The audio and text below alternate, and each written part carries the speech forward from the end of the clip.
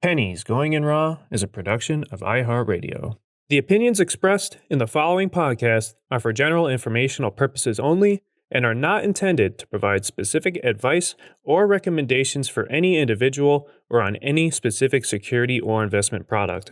It is only intended to provide education and entertainment about the financial industry and the stock market. Enjoy! On this episode of Pennies Going in Raw, we talk about SPY going down, Microsoft buying Blizzard Activision, Walmart in the metaverse, and some PRs. You find out life's this game of pennies. Oh, you guys know we only have a 40% runner. Hello, 40% is a fucking killing. We've been compliant for too long. It's time we go to war. I don't have a Roth. Hugh knows so much about the market that his brain doesn't have enough room for grammar. Hey, who told me about IDEX? It's going up a shit ton now. Rob, 4%, baby. No way. 4 fucking percent. You asked the exact same question with 2 words different. It's like, man, I just got dick whipped for like 20%, and now that f***er's up like 50. I bet Warren Buffett never did that. I'm just making this voice memo to call out unusual whales to a fight. The pennies we need are everywhere around us. Pennies. Going in raw. Featuring Dan, Deity Dips, And Hugh, honey. Produced by Vinny. And Christian. Let's go, baby.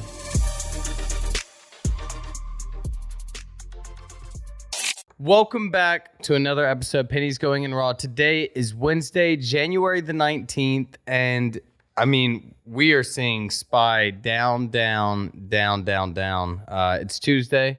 Obviously, the market wasn't open on Friday, but I mean, it's high of week last week on Thursday or Wednesday was around 473. It's all the way down to 456. It closed on Friday at 464. It's down 8 points from there. 2%, big amount for SPY to be down. It's a tough market to play in, that's for sure.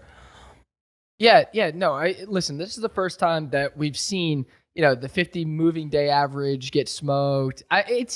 Honestly, I love this shit. Like, even though I was red today, I still love this shit because we're inside an I should say for the common error, unprecedented area. And the thing is that, like, at the end of the day, I still think the market's rigged to the long side. I still think the market's fine. Let's take the NAS, okay? I think, let me see if I can find it real quick. 40% of the stocks inside NAS are down 50% or more inside the past few months. I mean, that is fucking wild. So we talk about it a lot, but we kind of have seen a little bit of a crash. Not a crash, but you understand what I'm saying? Like things have gotten smoked. And so now it's kind of just feels like the indices are kind of catching up and the indexes are catching up, which is fine. But that being said, what this does is that this creates serious opportunity. Now, if you were over leveraged right now, fuck yeah. I mean, you've gotten smoked. I mean, think about like all the call buyers. The last 16 months, it's just been every single dip, people have just been buying calls and it's worked. But now we're seeing the selling pressure just continue all day today, all day, stuff like that. So it's one of those things where this creates serious opportunity. And I don't think we're like going to pull back 30%. Now I could eat my words, but I just don't think that that's what's going to happen. I think that we're inside max pain area and this is going to create a big opportunity. Because here's the thing is that, yes, we're expecting rate hikes. I totally understand that. But at the end of the day, rate hikes don't mean that the market's going to pull back 30, 40%. Let's be honest, like we all knew that the other shoe was going to drop. And if the market comes down to the 200-day moving average, I'll be a buyer there. For sure, I'll be a buyer there because that is typically a pretty big support zone. And I don't what currently for, like, let's say a newer listener, what is that 200-day MA right now? So the 200-day moving average is only about 13 points away on SPY. Okay, that is what, maybe 3-4% max before the 200-day moving average. That's like, we really have seen listen, it's nothing crazy of a drawdown, but the 200-day moving average is almost always, the support, the buy signal. I mean, if you look at it over time on the 20-year chart, the 200-day moving average is the buy. And we haven't seen a drop which would be around 10% from the top in a while, maybe like 8 or 9% from the top. I mean, yeah, SPY has always bounced within 5%, maybe 6%. Exactly. And so I think that this is just creating a huge opportunity. I think that that if we do flush the 200-day moving average, lowest that we see is maybe 400. Like if SPY truly does go to 400, which, fine, another 9% from here. I mean, I think that is a 100% buy. I said earlier last week that I was not going to be buying SPY near 470, and that's true. But near 400, hell yeah, I'm a buyer there. That's one of those where like you can buy for generational, and even if you have to cost average in, that's fine, because we needed this pullback. Like we all knew that everybody has that horizontal line on SPY and all the markets that we have literally bounced off of for the last 16 months. And at the end of the day, we knew that had to break. So fine, flush. I think at the end of the day, this is going to flush. We're going to flush down, and then we can pick up the pieces. As long as you weren't on margin, you weren't over leveraged, you should be okay. The other cool thing is that when I first started trading, and inside my experience, but if you take out the last 20 months, inside my experience before that, growth would get fucking, when the market would get smoked, growth was the first thing to go. Like, and I don't mean go down. I mean like funds and stuff would literally flock to growth to even intraday trade. So we would see big fucking moves on growth intraday when the market was getting smoked. I would love that. I mean, I would love that. Who wouldn't love that? So I would love to see that come back. Again, we haven't really seen inside the last 20 months, because who the hell cares about making 20% inside a growth name when you could be making 20% in Apple? Like who cares? But this could be a really cool time for growth, and a really big opportunity for growth. I mean, the last 4 months, growth has gotten absolutely smoked. And now it's like I'm looking at bios who were trading at 3 times cash, now trading at a third of cash. So it's one of those things where, growth could become really hot.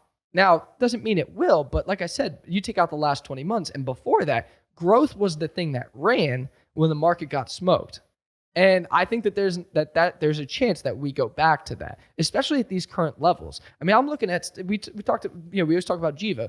Jiva was trading at like $4 billion or $3.2 billion market cap. Now it's trading at like 700 million. That is insane. I mean, I'm looking at some bios who are down 83%. And they're trading at a third of cash. Like that, that's where I made my bread and butter, was at these things trading at a third of cash. They have a catalyst, and they have a catalyst, like a timetable catalyst. Not necessarily phase data, but like IND, stuff like that. Stuff that are like, I don't want to call it layups, but bigger layups than what phase 2 data would be. And those gave really good risk to rewards. That's where I made my money. So I'm excited. Like I'm fucking pumped. But that being said, overall in the market, I think that as long as you're smart about what you do and you're not over leveraged, you're going to be fine. Take your emotions out of it and be realistic. The 200-day moving average is probably a buy. Okay, unless we get back over 470, the 200-day moving average is a buy. Below that, 440. Below that, 400. Fine, your downside's 10%. Like we talked about, the Nas has gotten smoked. The Nas is already at the 200-day moving average. Stocks inside the Nas are down a fuck ton. So this is one of those things where you can create opportunity. I mean, I know traders who are down $1 million, $2 million, $3 million, $4 million. I mean, I've gotten some of my DMs who turned $2,000 into 1.3 last year and have proceeded to lose it all inside the past 2 months. Don't be one of those guys, and instead pick up the pieces. Pick up the pieces and use this as a learning opportunity. All right, we're seeing a huge washout of traders, and honestly, that's a good thing. We needed that. There's stats that came out that only 3% of traders were profitable last year. And was it a more difficult market to trade towards the end of the year? Fuck yeah. But also that's because there's so many damn traders nowadays. So fine, wash them out. Like I'm sick of getting fucking DMs from kids in high school who are telling me that trading's easy. I'm sick of it. Okay? Wash them out, pick up the pieces, and let's make some money. Like that's what this comes down to. Don't over leverage. You're gonna learn this year about risk to reward and money management. That's what it's gonna come down to. Like that's what this year is gonna teach you. If you still have money left, and PGR is gonna be here to help. But that's the thing is that we need this washout. Like I'm pumped. I love this shit. So let's say it does hit the 200-day moving average. You're not over leveraged, but you are semi-leveraged. You have around 50, 60% of your account in. How worried would you be for your stocks? Let's say, you can't sell. You're just in them. You hold them all the way to 440. What's that looking like for someone's account just holding like the average, whether it be FinTwit stocks, just stocks you may know, blah, blah, blah. Yeah, I mean, the biggest thing, and this is where we started the podcast, and one of the things that we used to talk about a lot was the Matrix. I haven't talked about the Matrix much because there was no need to talk about it because everything was fucking mooning. But how I made my money was that 10 row Matrix that gave me a score. And that was one way that I was able to mitigate risk and take out the variables of the market and make money. And so that's what I'm going back to. Because now everything's not trading at 3 times revenue or 30 times revenue. Now things are coming back down. Not everything is mooning. Things are going down now. So now this is like the opportunity where I can bring back my Matrix and I can sit there and say, okay, this is I like these fundamentals here. So it's going to come down to, hey, you're going to have to combine fundamentals. You're going to have to combine technical analysis. And you might not be able to make 30% of your account every week. Like that's the reality. And that's fine. That's great because trading is fucking hard. It's fucking hard. And that's what everybody's learning. And if you still have cash on the table, use it as a learning experience, and create a real systematic strategy. Like that's what this all comes down to. Is creating a systematic strategy and a community. And so that's what I mean. I'm not going to tell you which one's the hold. Actually, I will tell you which one's the hold and stuff. But it comes down to they got to have good fundamentals. Technical analysis is going to be part of it. And if they have good fundamentals, the market always corrects itself. And I mean that to the downside and to the upside. Okay, Amazon was trading at $8 a share. All right, down from 100. Down from 100. And people held. Why? Because good fundamentals, they believed in the management. And now listen, nobody saw what was coming with Amazon. Let's be honest. If you truly saw that, props to you. But at the end of the day, nobody saw what Amazon was going to do. But it dropped from 100 a share to $8 a share. And Bezos came out and said, hey, if you're trying to make a fast buck, this isn't the place to do it. But if you had held Amazon down and back up, it doesn't matter how much money you had there. You're fucking rich. Okay, so that's what I'm saying is that if they have good fundamentals, good technicals, they're going to be fine. They're going to be fine. It just comes down to a patience game and not blowing your load. Okay, scale in. Take 30% of your position at the 200-day moving average. Take another 20% at 400. And I mean that with SPY, but I mean that with other things. I'm starting to deploy capital fucking left and right. I'm stoked. I'm excited. I love this shit. Yeah, it is getting to the point, but I mean, it also seems like it's been at the point. And then if you think, okay, if it goes all the way to 440 and that's where the bottom's going to be, man, even if it's just going down 1% a day, that's still, I guess it's only about 4 more trading days, but I mean, 0.5% a day, 8 trading days, And if it's going up and down, it could take about a month, and it could be a month more of just rocky trades, and it is something, everyone's got to watch out for. And speaking of your Matrix, I know you said wasn't really much point in it in a market where everything's going up a ton, but what about when everything's going down a ton? Does it make things maybe safer? You don't have to worry about them as much, or is it just like, everything's going down, everything's going down? Yeah, fuck yeah. I mean, I'll be honest. Today, some of my swings were up 7% when the market was down 1.5%. And I was like, okay, usually this bitch is down, 10% when the market's down 0.5%. So I was cutting some of my position.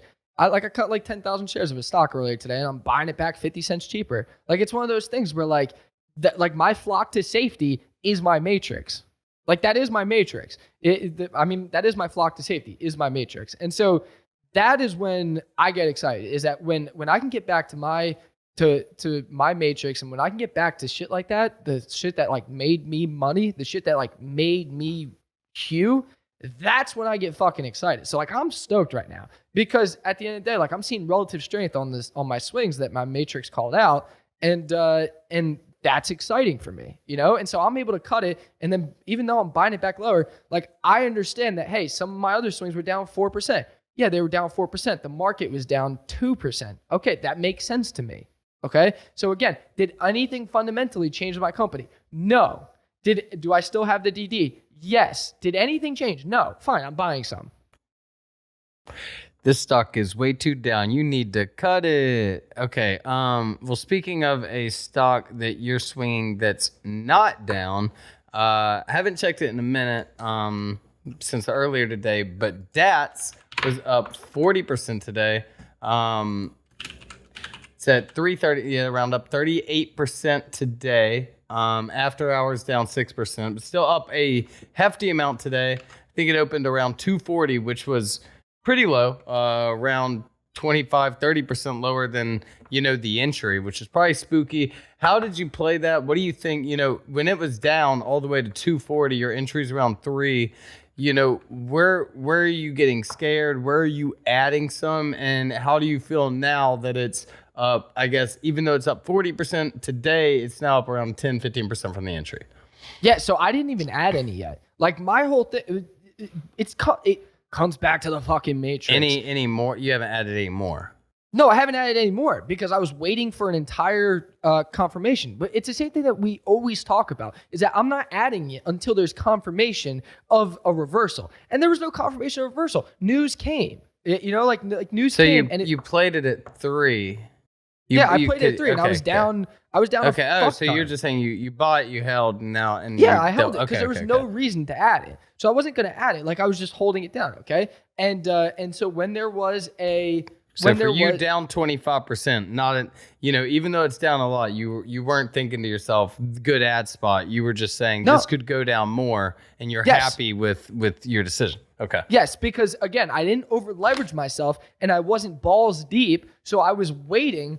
I was waiting for that confirmation of the reversal. And then that's when my plan was to, on that confirmation of a reversal, that's when I was going to go, balls deep there. And so my average would naturally have been bought down. But this is what I talk about, is that, you don't want to blow your load, because if I was all in, let's call it at 3, fine, I'm green now, but, there would have been some scary times. Instead, I had my nibbles at 3. I was waiting for a confirmation. Guess what? I didn't get that confirmation.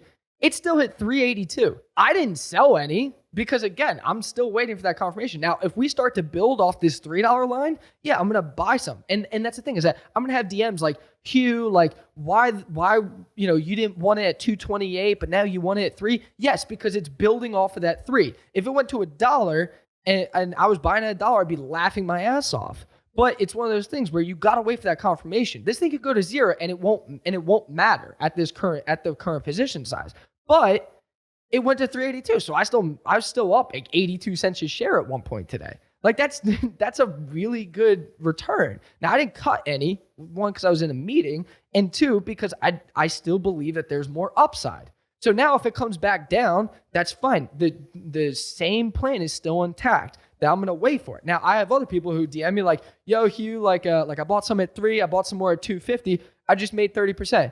Fuck yeah. Like, great. That was your plan. You stuck to it, and you made a fuck ton. My plan was to take nibbles, wait for confirmation, scale in on a pop of news, sell.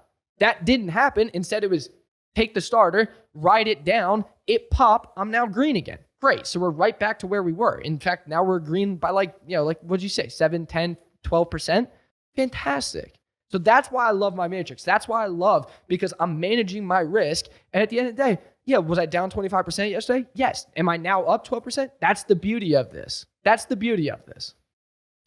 All right. Well, speaking of PR, one that didn't go as well as they probably hoped, seemed to include every single buzzword possible, including NFT, metaverse, and blockchain.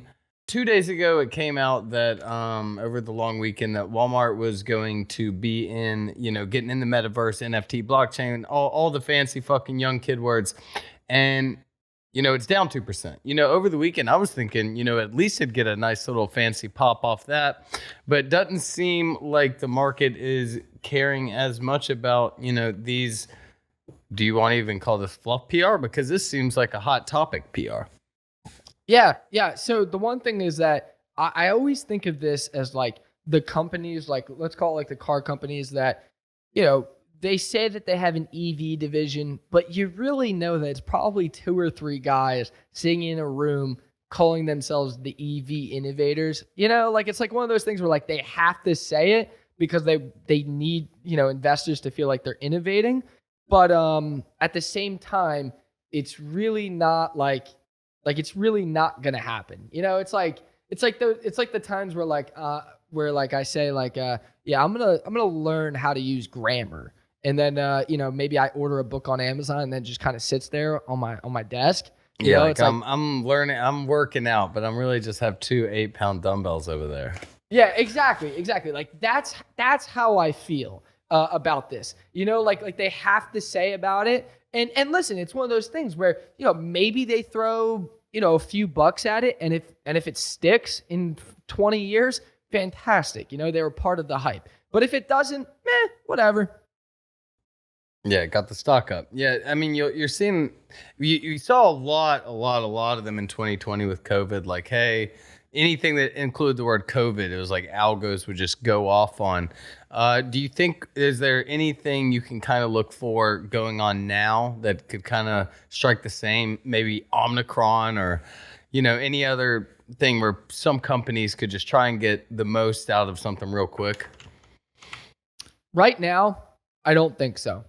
I don't think so. I think the last 16 months, we've really exhausted most point of views to the point to where or not most point of views, but like most buzzwords, if you will. And so I know I've said this a few times, but I really think the next thing is going to be weed. Like the next quarter is going to be like all about weed. I think it's going to be really sick.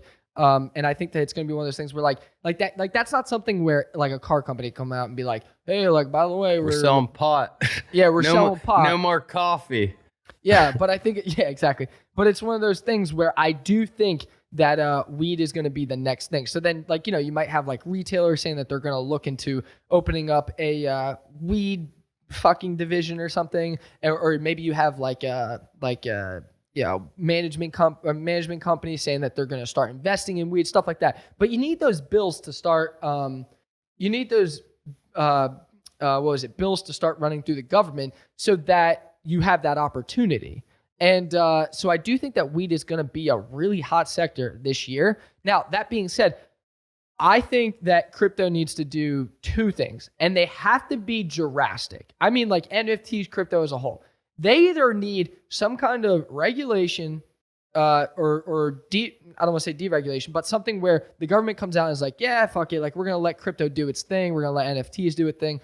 Or you need like Bitcoin to hit like 19,000, where it's someone like who might be a little bit more of a skeptic to be like, oh yeah, okay, fine, I'll buy a Bitcoin here. You need one or the other, because if Bitcoin and crypto specifically just kind of stay in a range, there's no excitement there. And so what's going to be the excitement? It's either going to be a catalyst, and I think the next catalyst would be from the government, or you need a drastic drawdown again to get people who, even like myself, who might be a little bit of a skeptic, to come out of the woodwork and be like, yeah, okay, I'll buy some here. Yeah, you got to think of like big companies that could drop one, and still like even if Disney and the NBA and the NFL all dropped official NFTs on the same day, I still don't think it gets them more official. I think you still got to explain to those people watching, like the majority of their watchers being over like 35, what an NFT is.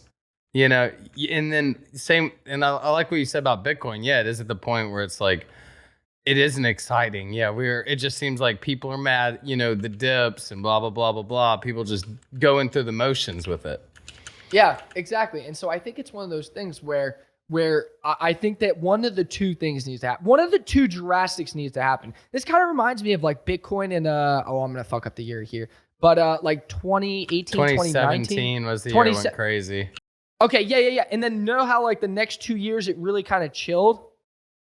Like it really didn't chill. It went down a lot. I think it went down to like 3K or whatever. That's what I mean. Is that, and then after that, it hit that 3K, it kind of bounced around like the low like 10, 11K, like right around there. So it had that crazy move, drastic drop, and then kind of consolidate.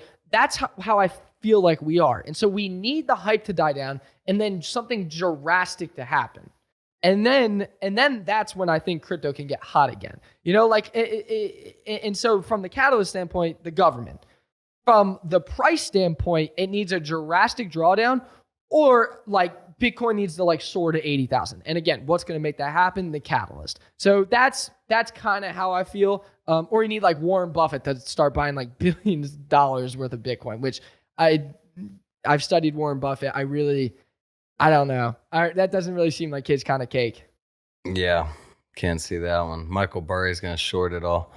All right, well, last thing, while the down market, we are still in it and we're all crying on a daily basis. Are there any like kind of quick plays you can kind of make a little buck on during a slow market? Like quick, maybe a put here or there, a couple days out on SPY. You see it dipping a lot. Maybe it has another day. I mean, usually you think it'll have that bounce, but if it wants to drop again, sometimes it'll be a good drop. Are there any kind of like flyers you throw out anytime during a market like this? So I personally really enjoy Tesla. Now, that being said, some days I kill Tesla, and other days Tesla kills me. It's way more Tesla like give it than take it away. Yeah. Like my P&L on Tesla is wild. It goes up a lot, goes down a lot. But again, it's one of those things where like I don't play with enough share size to like really like impact too much. But it's one of those things where like, yeah, fuck, I'll make a few bucks. Like the other day I was trading at like 4 a.m. I was shorting Ford and Lucid and like just buying it back like 30 cents lower, just making like, $500-$600 here and there. And so that's one of those things where I think that during right now, if you find, like your Tesla or like your Ford and every time that like SPY's bouncing back, like you find some of those ones that like maybe aren't exactly having the same chart as SPY, but they follow SPY. That's a really good, that's one where SPY starts to turn around, starts to show confirmation. You can nibble and make a few bucks here and there. Most of the time that's based on your preference. But again, for me, like I suck at day trading. My thing is swing trading. Now that growth got killed, like that's where like my main focus is going to be these growth, matrix plays. And maybe I'll start tweeting them again. Like the whole like DD shit and all that. Yeah, and tag some of your favorite day traders you want to get back on the pod, even if we've had them on before. See how they're holding up, and we'll see if we can get them on. And last thing, we'll get into some sports. Your beloved Eagles were eliminated from the playoffs. Not good, obviously. Cowboys gone. The Cardinals. Any predictions between the division games we got coming up? So Rams played lights out last night. I mean, they did play well. They played well. Odell Beckham has played a lot better than he did on the Browns. I guess Odell was on Cleveland fire. Sucks. And I'm wearing a fucking Cleveland shirt. Yeah, Odell was on fire. And that's the thing is that Odell was on fire. Odell looked good. Then you had Van Jefferson over the top, and of course you got Cooper Kupp. Like that, nuts. And then Cam Akers fucking tore his Achilles, and then now he looks like he's running up the sideline doing like wheel routes for like 35 yards and beating out corners and linebackers left and right, and he's laying the boom. I mean, the Rams really, and then of course the defense is just wild. Von Miller, you got Von Miller, Jalen Ramsey, Aaron Donald, Floyd Floyd on the Atlanta Falcons was their best defensive player. He comes on the Rams, he's just a supporting cast. Like, wild shit. You know, you got Eric Weddle coming out after 700 days of not playing, coming out of retirement just to play. Like that's the shit that, like, you know, like I would love to see the Rams really, really hammer one in. But then again, you know, Brady, man, he's just, oh God, he's so damn good. I wonder who's going to retire first, Brady or LeBron. I would have said it was hard to say, but now I think Brady just wins so much. He's just going to win one, just be like, okay, I'm done here. And the thing is that, like, he doesn't even need like crazy weapons. Like Gronk, every time that Gronk came up in that commercial, it was like I was watching like a 3-year-old. But like he has the most postseason touchdowns of any tight end by like 100.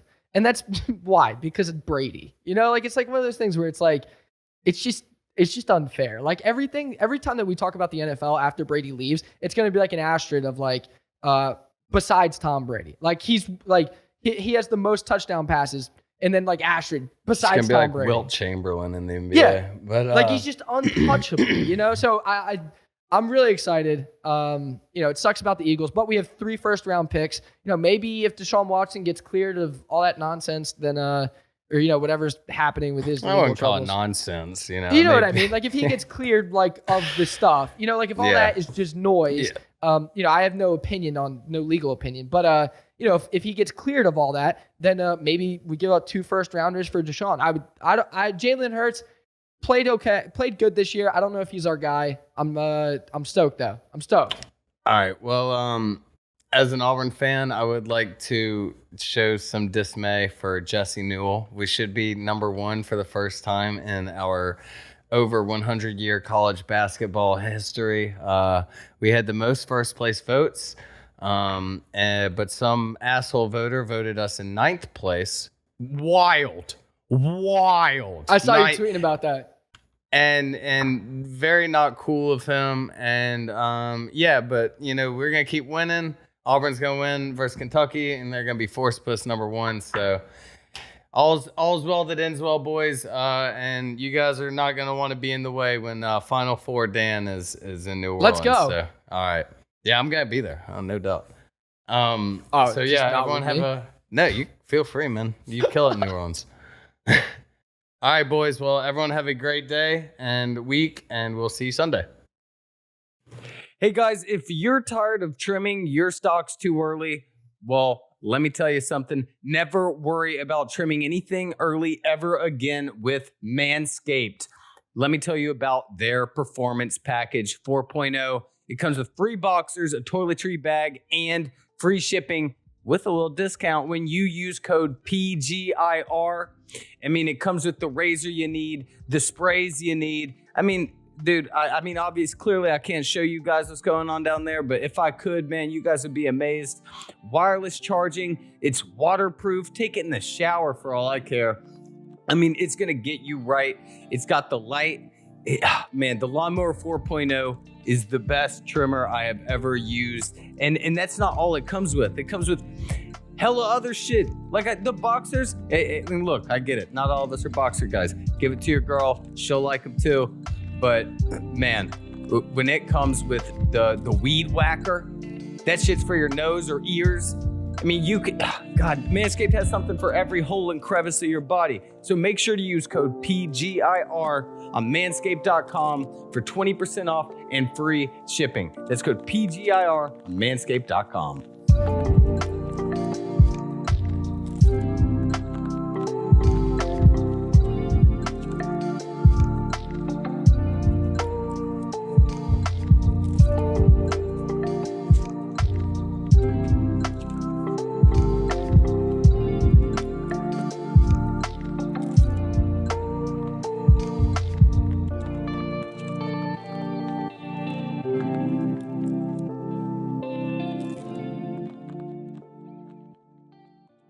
Pennies Going in Raw is a production of iHeartRadio.